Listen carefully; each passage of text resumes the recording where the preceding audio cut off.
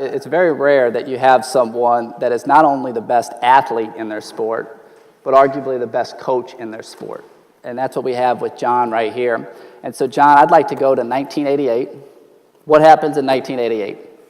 Well, it's obviously Olympic year, and you had an opportunity to fulfill a dream from an early age. And my first real impression of the Olympics was in 1972, and we had a wrestler in the state of Oklahoma named Wayne Wells, and he went on to win an Olympic gold medal, came back, and I can remember being at the parade, shaking his hand, visiting with him. And it became very real to me that this was possible because you had someone in your own state and winning a championship.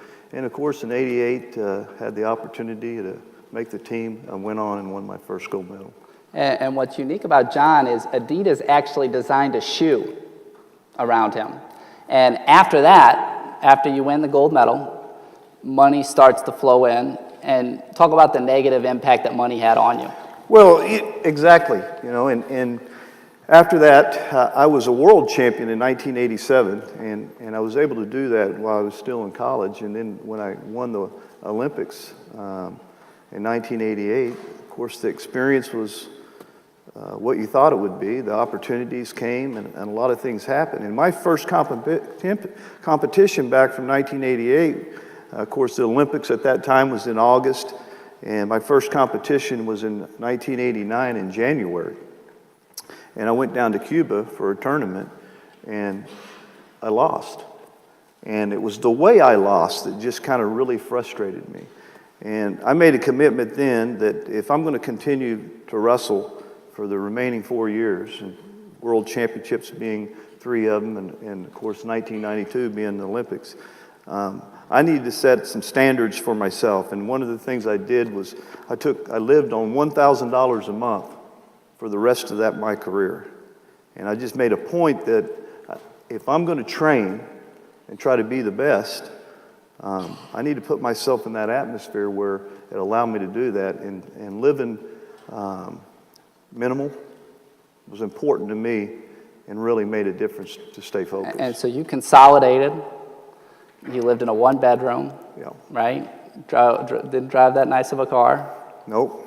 And it just made things a lot simpler for me. It wasn't something I wanted to do. It was something for me that those type of sacrifices that you might be making or you think you're making, it gives you your edge. Those are the things that gave me an edge that I can't go somewhere every weekend. I can't do these things. I got $1,000 budget.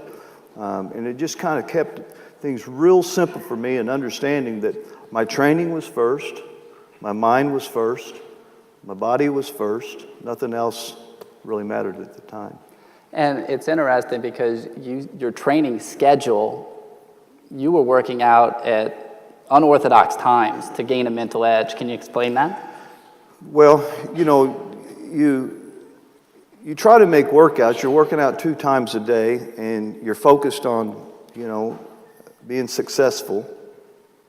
And I just think you got to create some things around yourself, that gives you that mental edge. And for me, something I did for over 5 years is I'd set my alarm at 2 o'clock in the morning. And the great thing I had was I lived real close to Gallagher-Iba Arena.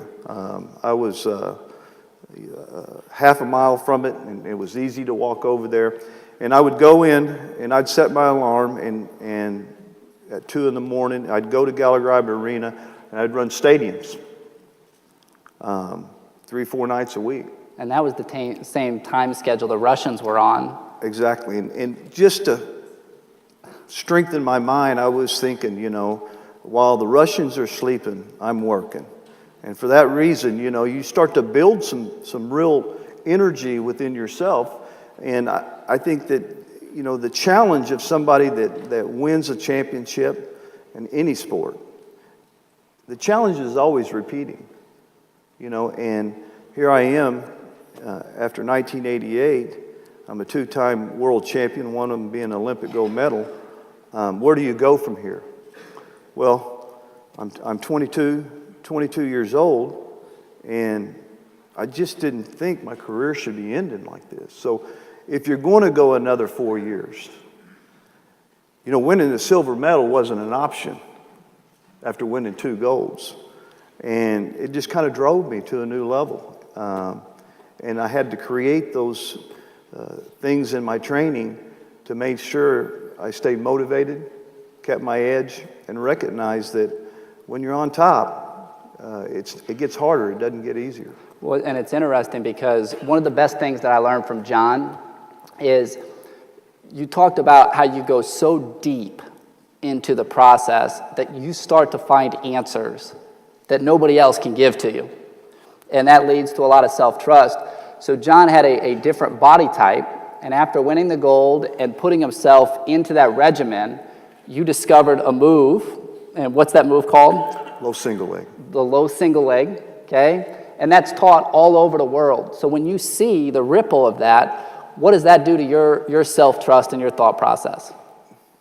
Well, obviously it's flattering to be able to see something develop and continue to develop. I mean, what I did and how I hit it in '92, all over the world they've added to it, and watching that develop, it's a proud moment. But like you said, you do go into a deep process, and a lot of times that's a lonely process. I don't think it's a process that's dangerous for you.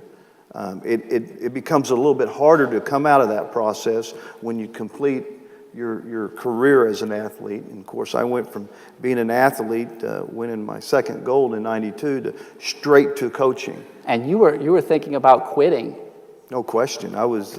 It took me 2-3 years of fighting to try to figure it out, and it wasn't something I had to do. I think it became a little bit competitive, that I need to figure this out, not just for the success of the program, but I just think for myself. So you're in that deep process for 6 years of trying to maintain being the best in the world. It's not easy to come out of. It's a self-centered world. It can be a selfish world. And then all of a sudden you walk in and you got 40 athletes and they got problems, and I'm going, you're not motivated? You don't go to class? I didn't get it. And I think that's one of the things, though, that speaks to John is his ability to adapt. And you said to me that obviously success can be poison if it leads to complacency. But you told me that with the money thing, that because you've grown up in a household with 10 people, 10 siblings, and the closer you could live to that lifestyle, the better off you'd be. And can you talk about how growing up with 10 siblings helps you have a solution-oriented mindset, because everything's kind of survival mode? Yeah, and it's a competitive world. You're growing up with 10 in a family.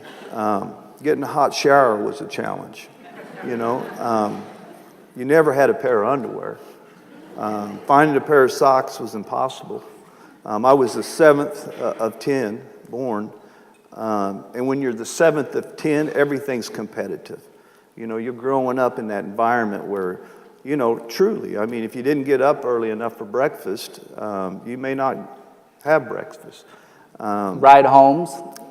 Coming home, if your practice was extended, you end up walking 3 miles from your workout room back to your house. So the one thing that I did have is it was a strong, faithful-based family that lived right, that cared for each other, but it's very competitive. And you learn to compete when you're born 7th of 10. There's no other way. You got to compete every day for, like I said, I mean, we giggled at a hot shower, but that was important, to set your alarm for 6 a.m. and you're busting your ass to get to that shower because everybody else's alarms are going off, and we'd lock the doors. There was times that my sisters blew through the door because they're trying to get in there. So it was a good world. Some people would call it dysfunctional. But, you know, there's nothing dysfunctional about it. It was healthy. It was competitive. My parents had their hands on us. And, of course, there was fights and there was tournaments every night in the living room. And I didn't start winning tournaments until I got in about ninth grade. You know, I could go all over the state or all over the nation and win anywhere, and I couldn't beat my sisters in my own living room. Yeah. And so I think the best thing that we can learn from John is here's a guy who is the Michael Jordan of wrestling and the Phil Jackson of coaching. And he has every right to have a very convicted mindset that this is the way. And yet you continue to evolve. That's why you're here. And it's a pleasure to hear from him and how he adapted. Let's give him a hand. Thank you.